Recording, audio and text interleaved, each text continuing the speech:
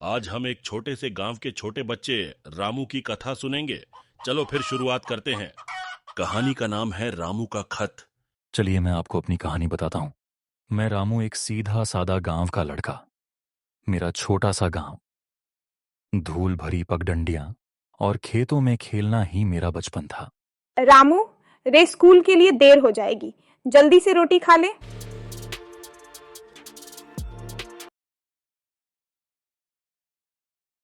माँ, आज आखिरी पेपर है। पेपर के बाद बैल को चराने खेत ले जाऊंगा। रामू के पिता खेत जाने के लिए निकलते हैं, तभी वह बोलते हैं, अरे रामू, पढ़ाई कर ये बैल जिंदगी भर रहेंगे, लेकिन किस्मत बदलनी है तो किताब उठानी पड़ेगी। ठीक है पिताजी, जैसा आप कहे।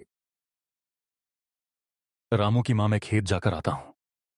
जी हाँ, मैं भी आती हूँ रामू, स्कूल जाने के बाद।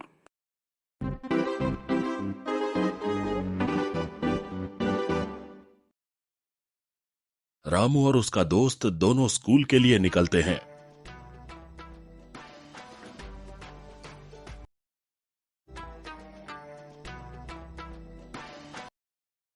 रामू, तुम्हारा ध्यान पढ़ाई में है। अगर ऐसे ही मेहनत करता रहा तो एक दिन बहुत आगे जाएगा। रामू गंभीरता से सिर हिलाता है। शाम का समय रामू बैल को चराने खेत ले जाता है। मेरा सपना बहुत बड़ा नहीं है, बस इतना है कि माँ बाप को एक दिन कह सकूं, अब आप आराम करो।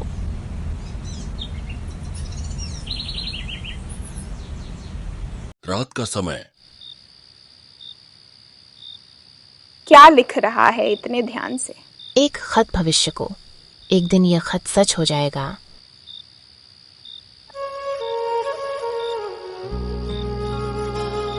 कॉपी में लिखा हुआ पहला वाक्य दिखता है। माँ बाबा, एक दिन में आपका नाम रोशन करूंगा। मेरा रामू कितनी मेहनत कर रहा है। कुछ सालों बाद रामू पढ़ाई के लिए मुंबई जा रहा है।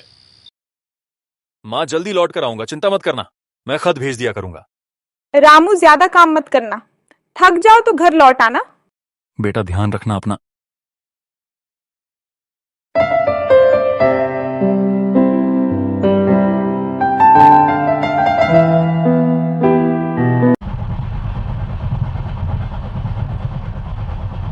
गांव से पहली बार बाहर निकला।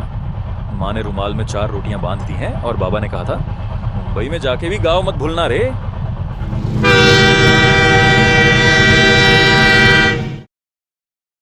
अभी हम रामू का मुंबई का सफर देखते हैं। रामू मुंबई में एक चाल में रहता है। गांव से पहली बार आया है क्या? हाँ, पर जल्दी सीख जाऊंगा सब कुछ।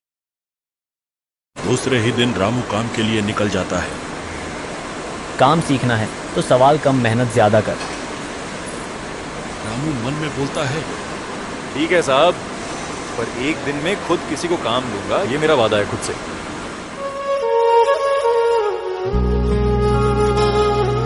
भैया, किधर निकली सवारी?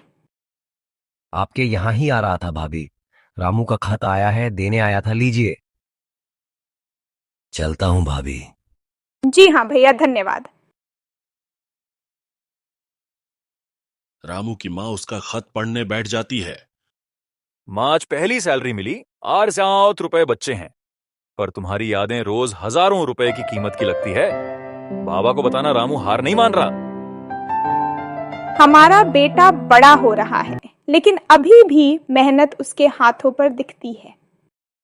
रामू कुछ दिनों बाद इंटरव्यू के लिए जाता है। इतनी मुश्किल हालात में पढ़ाई क्यों नहीं छोड़ी?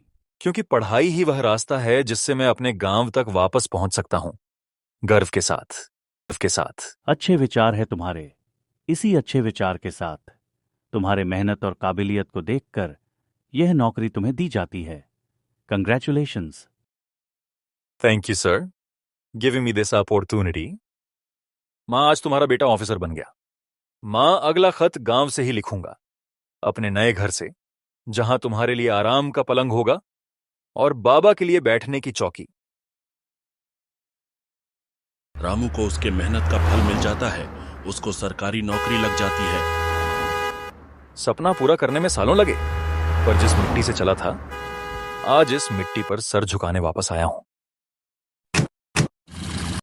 रामू, माँ तुमने कहा था ना, थक जाओ तो घर लौट आना। आज मैं थक नहीं जीत कर आया हूं। वाह बेटा, बहुत अच्छे। हमें तुम पर नाज है। यह घर हमारा है। हाँ बाबा, अब आपको मजबूरी नहीं करनी पड़ेगी। वह रामू, तुम तो बड़े आदमी बन गए। नहीं चाची, ये मेरे माँ और पिताजी की मेहनत का फल है।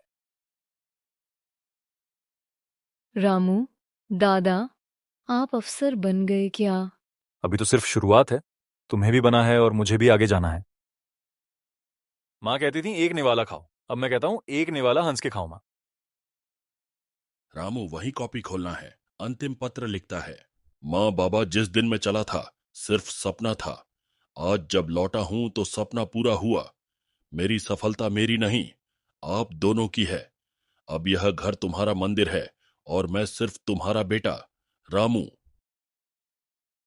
परिस्थितियां कितनी भी कठिन क्यों ना हो, अगर इरादा मजबूत हो और माँ बाप का आशीर्वाद साथ हो तो कोई भी सपना पूरा किया जा सकता है।